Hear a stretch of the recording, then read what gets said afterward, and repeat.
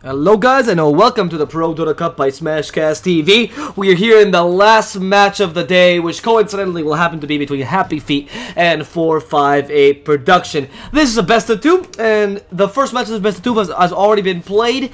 458 Production lose, I mean, in a very easy fashion to Happy Feet to destroy them completely in that first match of the best of two. Right now, let's see if 458 can reach that tie, or if Happy Feet can just win another 2-0 and remain victorious for the day of today. Ooh, well, I see some interesting picks. My name is DSwordfish. I'll be your caster for today. Hope you enjoy the cast as per usual. If you do, feel free to follow me on Twitter, and if you don't, just tell me why in the comments, because I always appreciate some constructive criticism. Now, let's look at the bans and picks for each team. So let's look at it right into the draft. Happy Feet have picked up a Trim Protector, Crystal Maiden, and Magnus. 458, a Warlock, an Earth Spirit, and a Venomancer. Venomancer's been played mid recently, more often than not. Yeah, it's probably going to be played mid again. Has a good amount. I mean, it's picking up really early. But it's still a good pick. We'll explain why in a second. Before we do so, let's talk about Happy Feet's lineup pretty easily. It's a pretty simple lineup. You ensure some lane domination with Trim Protector. You can kind of let your offlane go because Magnus can always utilize the jungle and he has no trouble doing that. And in fact, he doesn't even need that many items in the early game. So Magnus you can leave him off to the jungle. Trim Protector is the lane support that sustain mainly with Happy Feet, and then you also combine the Crystal Maiden with the ability to just, you know, push and gank and stun and do all the great things about that.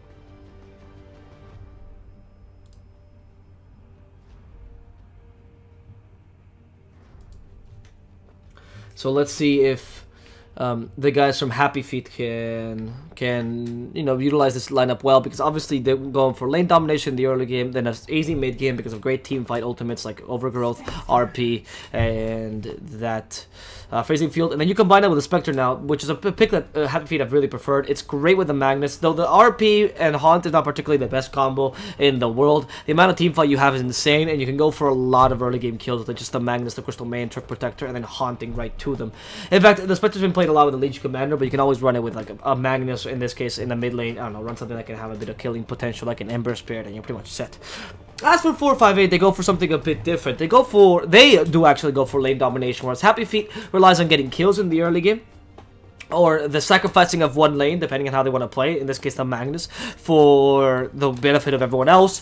458 are looking to win every single lane, with only a bit of ganking potential in this mid lane. With the Venomancer destroying in the mid lane, a Troll Warlord as well as they carry, and with the help of the Juggernaut, the Warlock, sorry, they're not going to be able to bring down the Troll Warlord at a single time. Now the only thing they're missing is an offlaner, and the Legion Commander would have been perfect with the Warlock, but instead they get spammed. Axe is still a great possibility for 458 to get some team fight in the mid game, so you don't have to suffer against that. Let's see what Happy Feet pick up as their mid, though. I mean, you do want a mid that offers you a bit of space. The Ember Spirit's a bit of a gamble, because against Troll Warlord and Venomancer, they could kill you easily. You can go for a Sniper, or even better, a Razor, and then completely destroy this Venomancer. But frankly, I would be surprised if Happy Feet did pick up a Razor. The Storm Spirit is going to be their choice.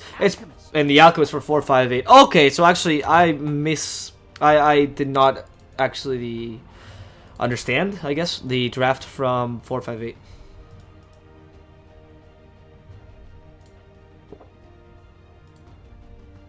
Oh, did the thing just block? Yep. Alright, sometimes it happens that when it starts with the ninja picks and everything, it just blocks itself out. So, or freezes. Not blocks itself out. That's me speaking Spanish. I guess my Spanish casting is finally catching up to me. Right. Let's see.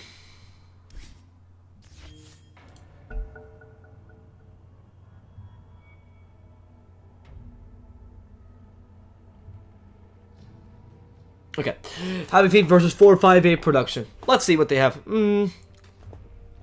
We have a team. I mean, honestly, that Alchemist pick threw me off, because I thought that Venomancer was going to play in the mid lane, but it turns out he's going to play as an off laner, which is a bit different. So the way you want to lane this is a bit different. They want to ensure the Venomancer is picked in the off lane because you put a lot more pressure into the enemy carry, making so that either the game stalls for quite a while, or that at least the early game is yours, you know, or you can decide to do something with the early game. In other words, in this case, they obviously want to stall, right? Instead of using the Venomancer and his Venomous Scale to just get a bunch of kills once you got the gold and the experience early on. Instead, they're going to decide to maybe play a more 4-protect-1 kind of strategy, with Earth Spirit putting a lot of pressure in the mid lane as well, so the Alchemist has an easier lane, and that way the Venomancer can start being powerful in the off lane by just, you know, taking a tower or two, giving a bit more extra experience to the Alchemist, etc., etc. Okay, I don't know what they're pinging, but... Banana Mancer. I love that taunt, by the way. Anyway. As you can see, just banana. Anyway, the team for Happy Feet is not too bad either, though. They actually have a lot of global presence, which is amazing against an Alchemist. They don't have... The lanes are pretty okay, and essentially what they want to do with the lanes, I suppose, is just get some farm of the Spectre and concentrate on that lane mainly. Maybe the Crystal Maiden will rotate to the mid lane and leave a Train Protector up top, but to just make sure the Spectre has an easy time, and that's all they need to do, honestly. Happy Feet has an easier lineup to execute, in my opinion. It seems like 458's lineup will rely a lot if they can make that 4 Protect 1 kind of work, especially with the Troll Warlord. And Troll Warlord does work in the early game, but... okay, I did add the right. Troll Warlord does work in the early game, but he's not that powerful as the... Or does work in the early mid game, but he's not as powerful as if you have it as your main carry and he can just take away all the farm. Because Alchemist will be farming the whole jungle and you don't have an empowered Magnus to help your Troll Warlord out, so his farming speed will be considerably less. That said, guys, my name is DSwordfish, and let's present the teams real quick. I present myself because I'm the caster, and then the teams first. We have on the 4-5-8 team, the Vietnamese guys, it's going to be Dr. Pushen as the Earth Spirit in the support position. Second Earth Spirit is the Warlock, played by Easy for Arteezy. Here we have the Alchemist, played by 4-5-8 in the mid lane. The carry is going to be the Troll Warlord, played by Tengu. And then finally, the Venomancer in the off lane, played by Korgil. As for Happy Feet, we have a Twin Protector, played by DSwordfish in the support position. Second support being Crystal Maiden, played by James Naismith. In the mid lane, it's a Storm Spirit, played by Ben-Hur. On the Spectre in the top lane, the carry position is Jules. And then finally in the off lane, a Magnus, played by Yaj. Alright, so right now, it's very important this mid lane doesn't go too well for the Alchemist, or at least they have some way of countering this. Look at that. He's trying to deny that, but he can't. Storm is going to have a hard time this lane. And I don't know how great the support rotation is going to be, honestly. Yeah, exactly. As soon as they catch him with a rolling boulder, this is not an easy kill necessarily. Actually, quite a hard kill to get on the Storm Spirit because of his static remnants make it so that the melee Alchemist suffers quite a lot. But they can harass him out of lane, that's for sure. And right now, Ben-Hur has to really play aggressively, using the static remnants well, and try to prevent the Alchemist from getting too much of a domination with that annoying acid spray. He won the top lane. The top lane is going to be easy for them, though. Korgil is not going to be able to get close to this lane. He's already gone for 1 level on Poison Sting instead of the build. I mean, I'm assuming if you're going off lane, you have to go for the Plague Ward build. You can't go for the newly popularized no one, what is it, Venomous Gale and Poison Sting build, which is more of a carry Venomancer. That doesn't work out now anymore. You have to go for the Plague Ward build and just try to dominate the lane that way. But the Spectre doesn't suffer too much against Plague Wards, and the Twin Protector is particularly one of the best heroes to go against Plague Wards. That's probably why he didn't even decide to go for it level 1, because it's pointless level 1. Go for it level 2 because you need to, and then get a level 3, and then you're okay against Twin Protector, because otherwise he's going to one-hit all your Plague Wards and you can't do much about it. Oh, I like this play too. Going from behind, trying to either establish that the bounty rune is theirs, or alternatively punish any sort of aggressive rotation the Air Spirit might have if he decides to go mid lane. In addition to giving vision thanks to DSwordfish and using those trees to your advantage. They don't steal the bounty rune, unfortunately, but they don't lose their own either. I'm going for Happy Feet in this game, or I think Happy Feet's going to win in this game as well because of the execution. I'll be perfectly honest, because they executed much better the first game. But for now, it doesn't seem like they're playing very differently. In fact, the net worth is going slightly in 458's favor, mainly because of the Alchemist. I can only imagine because they have, I think, like 1-2 more last hits in total. I wish you could see like total last hits for each team. Okay, let's see. Shockwave available, so Magnus is playing really aggressive against the Alchemist. Might actually work out. The Rolling Boulder does catch him out, though, and the Shadow Word comes in. Starts healing 458. Will he survive? Jules also gets a kill in the top lane. The Shockwave available, and now 458 will end up going down to the damage of the Magnus. Meanwhile, Jules getting that kill onto Korgil up top. Really smart. And with that, that's something that Happy Feet don't do again. I've mentioned this a lot of times when I cast Happy Feet, but they love doing this thing, and MVP Revolution do the exact same thing, where they wait for a rotation to happen, especially forcing a support rotation, and as soon as that happens, you start playing aggressive with one of your carries, especially if he's a carry that can dominate the lane or can win a 1v1, etc, etc.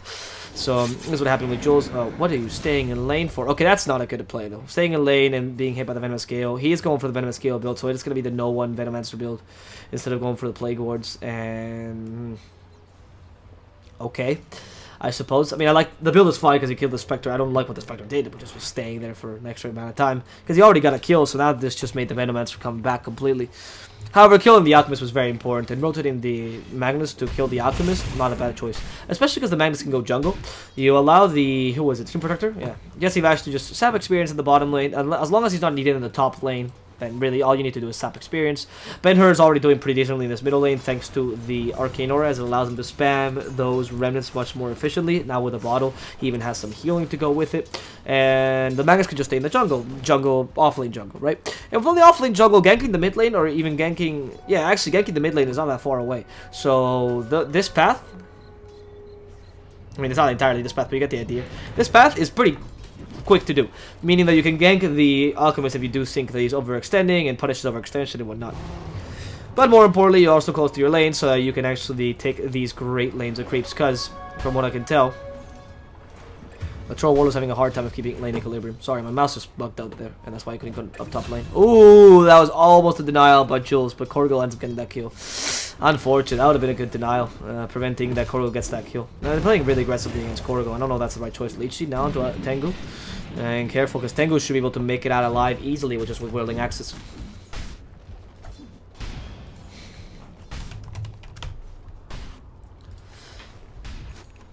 Oh, careful, James Naismith is now fighting against a very angry Venomancer, and Bananamancer might be just getting this kill. Yep, he has enough poison. That's a Dead Crystal Maiden. However, he is going to die this time, and he didn't get a kill on Jules, so it's not as worth it. Oh, well, those Phase Boots helping him out, and there's no Phase Boots on the Spectre. Spectral Dagger very close to coming in. Rolling Boulder, they need a Boulder's Match. They missed the Boulder's Match. The Spectral Dagger won't be used, and they'll let the Venomancer survive. Great ability by great rotation by Dr. Pushin, ensuring that they do get the Venomancer to survive. Because if the Venomancer dies for a Crystal Maiden, it's not worth it. If he dies for a Spectre, sure, yeah, let him die. But if it's for Crystal Maiden, it's not worth it. So it's worth the rotation just to prevent that from happening. Those Phase Boots work really well for Korgil. He's not particularly the fastest hero in general, but neither is Spectre. He relies a lot on the Spectral Dagger to be fast, and obviously those Phase Boots make it so he's never going to catch you, unless the Spectral Dagger is on you. Oh, there's come the help from the Earth Spirit. Venomancer, you're going the wrong way. You have to start fighting this, right, against Jesse Bash? I'm being sarcastic. Dr. Push and... I mean, sorry, it was actually Happy Feet was going the wrong way. I'm surprised that they didn't actually go and try to attack this, because they had a lot more killing potential, especially with Desolate now finally active. Doesn't seem like the enemy team knows how to fight against Desolate too well, so you can just take advantage of that, as they don't bunch up. The best way to fight against Spectre is bunching up, so Desolate doesn't deal damage to you. Even if you max Spectral Dagger, that's still okay. Desolate is an extra 20 damage and you prevent the Spectre. No, skewer, plus the chocolate. Yep, yeah, I was just gonna get this kill. Wow, I just actually casually panned to this bottom lane to see how he was doing, and turns out I was just getting a casual kill on the Troll Warlord. Look at the net worth though. You see the Alchemist is starting. Actually, not that big of a lead. Korgil's going to go down in the bottom lane though. On the top lane. James Smith is going to get a pretty good kill with the Living Armor now helping him out. Not as easy to get kills, is it? And the Storm Spirit is even joining in. That Poison Nova won't kill James, so he knows this, which is why he could go so far into the enemy lane and still be powerful. Whereas the Storm Spirit decides to ball lining in, gets a kill on Dr. Pushin, and increases net worth for above the Alchemist. No, not yet, but getting closer. In fact, the Alchemist has been forced to go jungle and now is finally being able to go back into the lane. He is just not that strong right now. He really needs that armlet to at least have the early game sustain, and he even skipped boots just to get that armlet. Either way, not too strong, honestly. If you're 4-5-8's lineup, because you're losing a lot of lanes and you're relying on Troll Warlord having a bit more farm than the one he does. He's below the madness, which is not a good idea. Only thing that's their saving grace is that for some reason the Spectre's not been farming well at all, because that Venomancer's put a lot of pressure in the slate, as we mentioned, so he's going to be able to stall the game a bit further for this Alchemist to get his necessary items, which I think Happy Feet is not going to let happen, and they're just going to go fully and say, right, you're going to try to stall the game by killing my Spectre? He's just going to hunt and get kills. I don't care about my Spectre. I'm going to let my Storm do the work. I'm going to let my Magnus do the work. I have a Crystal Maiden, a Trim Protector, and I have an Empower for that Crystal Maiden. No, for the Trim Protector, obviously. And that's going to do a lot of damage. So, this is not an easy game to be playing if you're 4-5-8, because you don't really know how to create space against these kind of heroes, especially the Trim Protector and the Crystal Maiden. As... I mean, they're just able to at any point attack you. And oh god, look at this. The RP, the Haunt as well, and the Spectre will get her first kill this game, or not first kill this game, but first Haunt kill this game, just by destroying that Troll Warlord. Meanwhile, in the top lane, she goes back up with the Haunt. A great buff that they added her when the illusions stay after the Haunt. That's fantastic. And in the mid lane, we see Storm fighting against two supports and might be able to get 2 kills actually, or at least 1, because Dr. Pushin is being punished pretty heavily. No Shrine available, and Storm gets the first kill. Now going to Easy for RTZ. Easy for RTZ uses the Fatal Bonds, but what is that going to do? They even leave him with a Remnant. Cocky Storm, and this lovely mid laner will be able to get an extra kill here. 2 supports dead for the price of none. Honestly, very happy with that. Now the Storm and the Magnus are starting to snowball because of their kills over what 458 has as a team. However, the Alchemist is still beating them in terms of net worth because of his Gravel's Greed, obviously, and also because he has more last hits itself. So the Alchemist is still going to be a force to be reckoned with. However, you're still missing the Manta style Radiance. So you're still missing the Radiance, and you're still missing the Manta style and whatnot to be relevant. In fact, I would say it's probably Radiance, Manta style, Travel Boots when you start becoming a proper hero.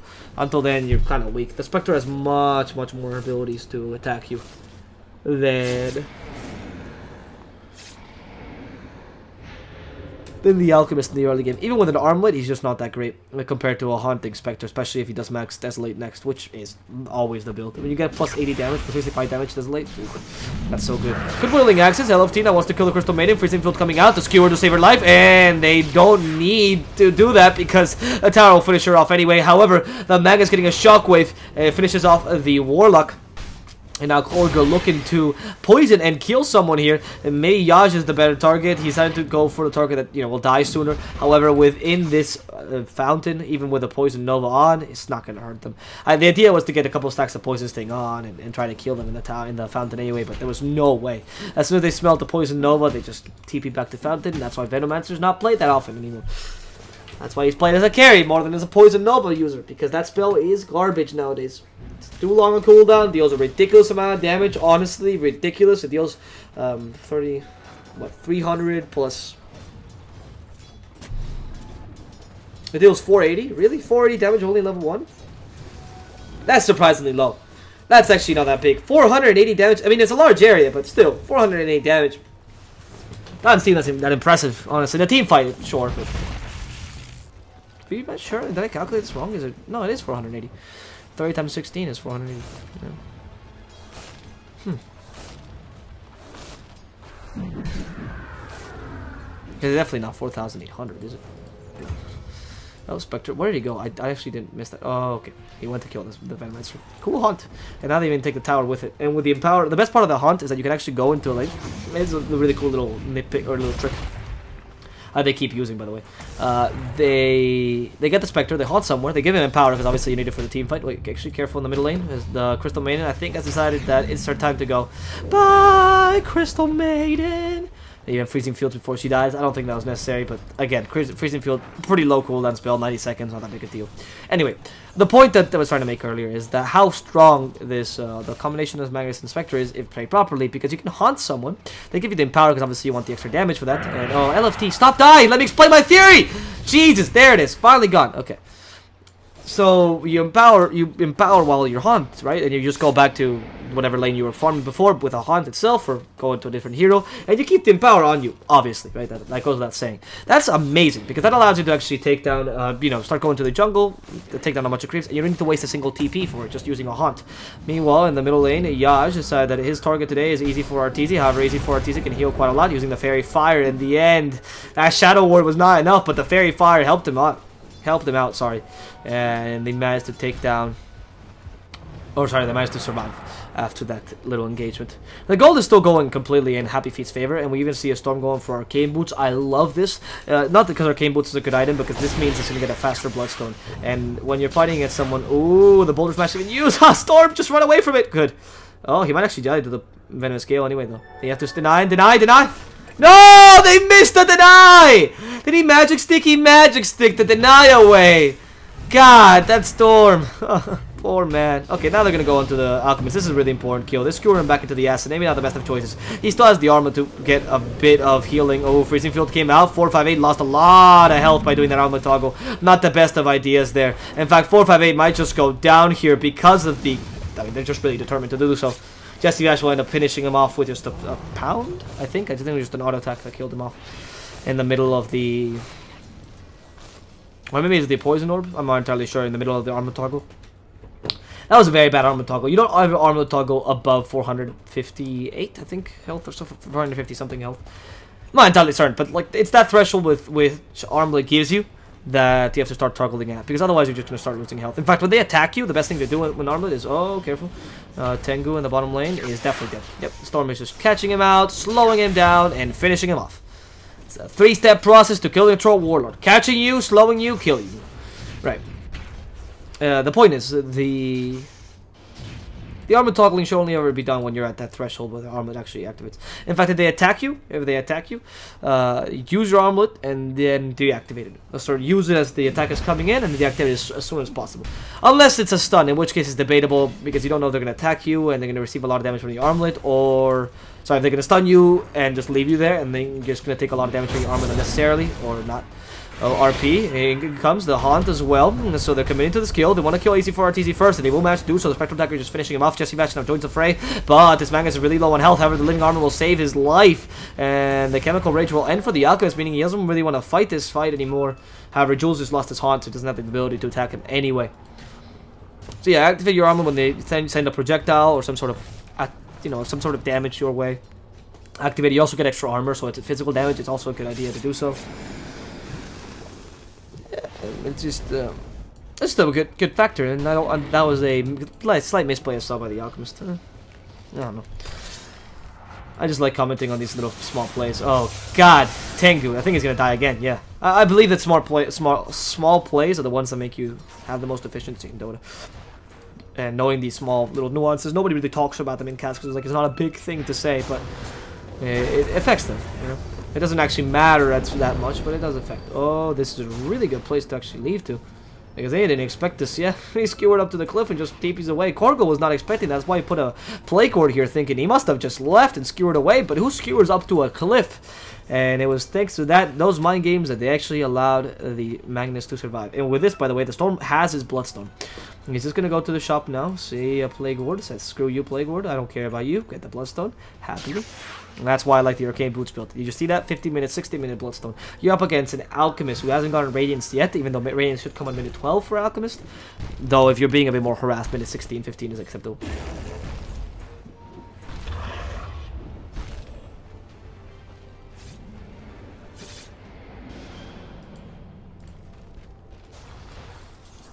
No.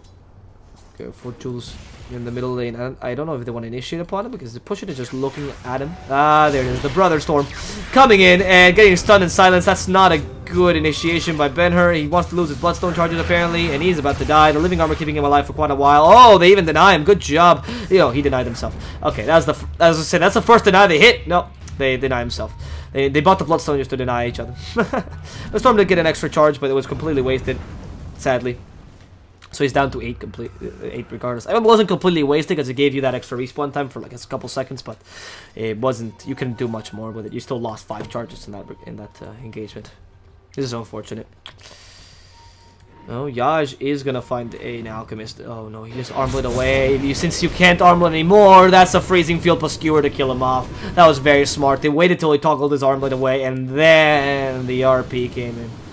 And Alchemist is farmed, mind you. Its gold per minute is pretty high. Not for an Alchemist, but definitely for this game, considering how well Happy Feet is doing. However, Happy Feet is still farming well with 3 cores versus your only one of the Alchemist. If your Troll Warlord and your Venomancer are really going to be the relevant cores this game, they need to get some other farm, some other way. But they don't have that right now. And the worst part about it is that Alchemist is great at pushing and doing all these things, but he's not that great at team fights. And you definitely don't want to fight a late game Spectre. Or a Spectre in late game with an Alchemist. Yeah, sure. Spectre's stacking is deplorable, and that doesn't get to 2.0 in anything. Well, strength. But Alchemist doesn't get to 2.0 in anything. He's actually horrendous stacking. You know, so if you want to talk about bad stackings, let's go Alch. He gets less strength than a Spectre does, even though strength is his main attribute. And he gets less agility than the Spectre does as well, even though agility is Spectre's main attribute. That was really smart, actually. I really like that by Jesse Vash. Oh, they took the tree down there. Oh, they took the tree down. Why don't you let Jesse Vash have his fun? He's gonna die to Radiance now. That was a good play. That overgrowth was okay, but obviously it took a bit too long to come. And he got a bit too cocky there, thinking that nobody would have an Iron Talon or anything of the sort. And the Alchemist is just almost a core item on him because he likes going jungle so much. With this, Ben-Hur will be taking the 2-3 tower down bottom, pushing, careful, comes in with the Magnetize. Oh no, that Magnus has committed suicide completely. But they'll kill the Storm Spray and now find out the Alchemist. The Haunt has been used, and they haunt right to him. The Freezing Field in his face. The Alchemist will be frozen to death, and the Storm will get another Bloodstone charge. That's 2 straight up just from this little engagement. So that works really well for them. And Happy Feet with this are able to take a tier 1 in the mid lane, most likely. I mean, Ben-Hur has the Illusion Rune as well, which helps him push a bit. He's going for the Orchid straight up, which I think is a great idea to stop the Alchemist Chemical Rage, especially because the Alchemist Octarine Core will definitely come pretty late this game. Considering you have to go for Manta Style still, you went for Trial Boots, but you're still missing your Manta Style, and then you can start building your Octarine Core. Late, I say, for an Alchemist, which is, what, 26 minutes in, probably? 25, 26 minutes in, he'll get Octarine Core, and the Storm Spirit is going to have Orchid by then, and the Orchid will be the best way to counter that annoying Chemical Rage. Okay, that was a lot of hate for Jetsy Vash, but he has Leech Seed, and he's going to be completely fine. Let me just tell you. Yep, hits you, Leech Seed, and they're ready to attack you. Goodbye, Corgil. Goodbye, Corgil. Just say goodbye to your life. Because in comes the Storm Spirit and fucks your wife, honestly. At this point, the Storm Spirit is unbeatable. 4-5-8, though, in top lane. Find the Spectre. And this is a play that Spectre was practicing. Oh, they stopped me! TP. TP immediately. I don't want to fight this Alchemist right now. After all, you do have less farm right now. And you also are also going for the Radiance build, which means that you're much weaker in the early game. Luckily, Spectre went for Midas, which I think is a great choice for Jules. Usually, Midas Spectre would be like a no-no, because you need your core as soon as possible so you can fight and use that Haunt for kills. But since you know the enemy team is forced to play defensively anyway, because they have an Alchemist, and you already nullified the 2 other cores that don't want to play defensively, that being the Venomancer and the Troll Warlord, you can go play a bit more greedily and go for the Midas and know that the late game is yours. Because you're up against an Alchemist. There's no ticking timer. There's a ticking timer for him when he has to have effectivity. Oh! Alchemist was pretending to be a tree. Was that Ogre Ninja I just saw? And they catch him out. 4-5 able to be caught by the Overgrowth regardless. That paralyzing unstable concoction not going to hit anyone, in fact himself, and Ben-Hur will grab that kill regardless. I'm surprised it didn't stun him. I think the static remnant hit him at the same time or something weird like that. It's level 4 unstable concoction, so that should have killed him. I don't know how to see the console or the log anymore. Oh well. Corgil tries to find the Storm Spirit, won't. It's really hard to stop a Storm Spirit with slows. That's the worst part about Venomancer in this draft, is that even though he's a decent pick and actually worked pretty well for them, he's one of the worst picks against someone like Storm.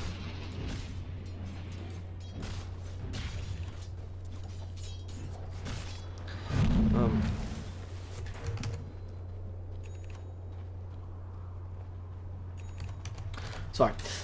The Storm is actually really weak in terms of slows. And in terms of... Sorry, it's really strong against slows. And that's why you can just ball lightning them all away. There's no point in the stuns actually affecting him. Oh, hey guys. I actually just read this, sorry. Taken Vault and Sexploit. And see they're interested in the esports side of Dota and Dota. Dota is a very fun game. If you need... I wouldn't usually say this in the middle of a cast, but just because we're having a bit of downtime. Oh, never mind, no downtime. 4-5-8 is dead. they took a very important kill. And in comes Dr. Pushin with a Boulder Smash. Once they catch out Jules, this would be an important kill, but they can't find the Spectre's TPing right in time. Even James Naismith frostbites and walks away. Oh, and Corgil does in the top lane. Meanwhile, they will catch James. They have to kill him. They have to. Yeah, finally the stun comes out, and that's a dead Crystal Maiden. It's interesting that a lot of people watch Dota but don't actually play it, but it's a very, very fun game. I'll tell you that. I've been playing since I was 10. I've been playing for 10 years, guys. 10 years. And I've become a caster. I've been casting for 3, and I've never gotten tired of this game. Really. I know a lot of casters do. In fact, you ask most casters, especially after the first and second year. Most English casters know because they don't cast for that long, but most... I've been a Spanish caster for most of my life, and I assure you a lot of people get tired of Dota and whatnot, and I've never gotten tired, so it really depends on who you are, right? Most people get tired after playing a game for a long time. Dota is one of the few games that will make it so that you will never, ever get tired. It's an addiction, and it's fucking great. I love it. Sorry, Taken Vault, that I can't interact more with the chat. I am the caster. I am also interacting here by talking to you guys, but hopefully... you're listening to me or something. That said, if you do, I would like to offer a noobcast. That would be a great thing. One day, maybe, if a lot of people that say in the chat, oh, we don't actually play Dota, we just watch it or something. I have practiced noobcasts before. Well, it's called a noobcast. Like, you know, just casting, explaining everything a bit more clearly, not going too in-depth in analysis. I am more than glad to do that. So feel free to just ask for it, and I will at least explain anything you ask for me. I've worked as an analyst and as a hypecaster, so I can do both. And I can also do the noob simple explanation casting because of my teaching background. Right. Let's see if they can take the Roshan, because this rolling boulder might be able to steal it. Oh, they go to the Roshan, but the Age is already taken by Ben-Hur, and the Overgrowth came out, putting our Spirit in a difficult position. The Silence, though, very powerful onto this Storm Spirit. And now the stun. They're going to lose his Aegis, I think. No, the Ball Lightning will come in the last second. It's a very fast Ball Lightning. Goes straight up to the Shrine to prevent the Magnetes from killing him. And with that, the guys at Happy Feet are looking for a team fight. There's a smoke, and they actually don't care if the Storm dies because he has an Age. So this time, the Storm will just go in. All he needs is mana. They're starting to heal him up with their living armor. This is a very important team fight. If they can get a couple kills, they could really determine their domination in this. Boom. Oh, and now the team fight is starting. Warlock is already dead, though. Wow, that took seconds. And Korgo is now fighting against his own Storm. But in comes the Magnus, helping him out. The Echo Saber, they ensure 2 kills for the guys at Happy Feet. And, whew, seems like Happy Feet will be losing. Fortnite will be losing their Venomancer yet again before his respawn timer comes up. Obviously, right? He's only level 14. But getting those respawn times are very important for the heroes.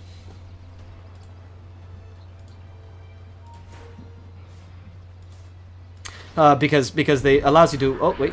The Hunt in the bottom lane. There's too many team fights happening. I wish I could analyze them more. But that take me too long to analyze them.